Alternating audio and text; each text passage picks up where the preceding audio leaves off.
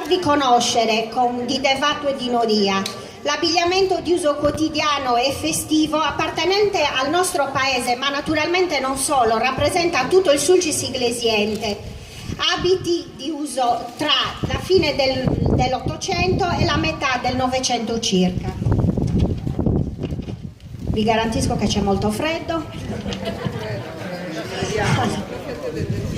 La nostra associazione, vi presentiamo la nostra associazione che molti comunque conoscono ormai in paese. La nostra associazione nasce, pensate, in anno bisestile, il 29 febbraio del 2012.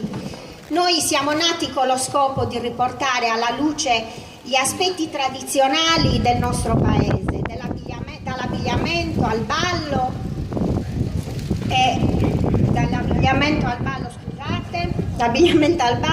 e ai riti carnevaleschi e al canto popolare.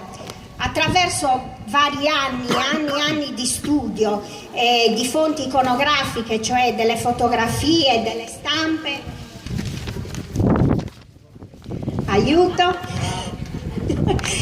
delle stampe e testimonianze di tanti anziani del paese e non solo, anche racconti di viaggiatori che hanno visitato tutta l'isola nei secoli scorsi, e siamo riusciti a ricostruire con rigore molto scientifico. Ciò cosa vuol dire? Che ciò che vedrete sia qua che all'interno della mostra non sono fandonie, sono cose che sono certificate, quindi non sono cose false come magari qualcuno può alludere.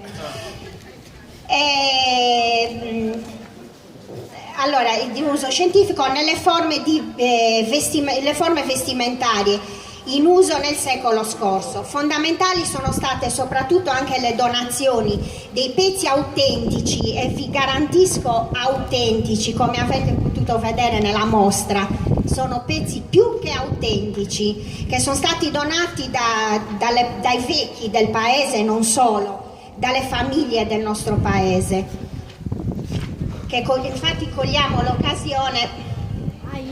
Ita cosa bella.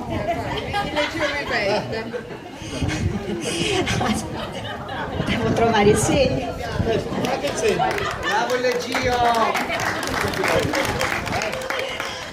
Allora, che trovate esposti nella nostra mostra. Appunto cogliamo l'occasione per ringraziare le famiglie che in questo modo hanno reso possibile che questi preziosi reperti tornassero comunque alla luce. Anzi, colgo l'occasione, se qualcuno mai avesse qualcosa negli armadi e non ha la passione comunque del folklore, noi accettiamo tutto, anche le cose a brandelli noi le possiamo anche sistemare, quindi donateci tutto. Grazie, molto gentile. No, non c'è più nuda. Allora,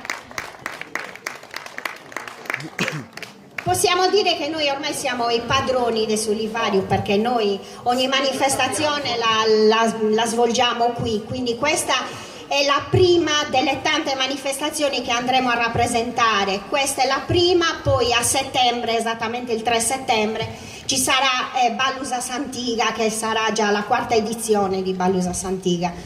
Poi dopo di noi, il 7 maggio, un'altra manifestazione molto importante per il paese, è una rassegna di teatro sardo, che anche questa è una tradizione che sta andando a perdersi. Io personalmente faccio parte del gruppo teatrale Gonesino e vorremmo che comunque anche questa rassegna andasse per il meglio, perché ripeto è una cosa che sta andando a perdersi. Io personalmente nelle scuole e anche in altri posti noi stiamo cercando di insegnare comunque il dialetto. Il nostro è un dialetto, anche perché la lingua sarda non è ancora stata unificata, quindi parliamo di dialetti, non parliamo di lingua, quindi parliamo di dialetti. E comunque Susardo e Susardo, le nostre tradizioni non dobbiamo assolutamente perderle, anche perché la Sardegna è già denigrata da tante cose, quindi facciamo in modo che comunque le tradizioni ci rimangano, almeno quello. Allora, voglio chiamare qui con me i miei miei compagni di viaggio, il presidente dell'Associazione Culturale Sant'Andrea Oscar Sanna, la vicepresidente Maura Era.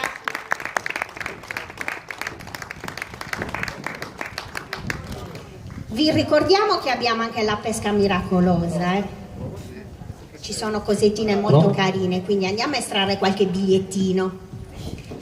Prego.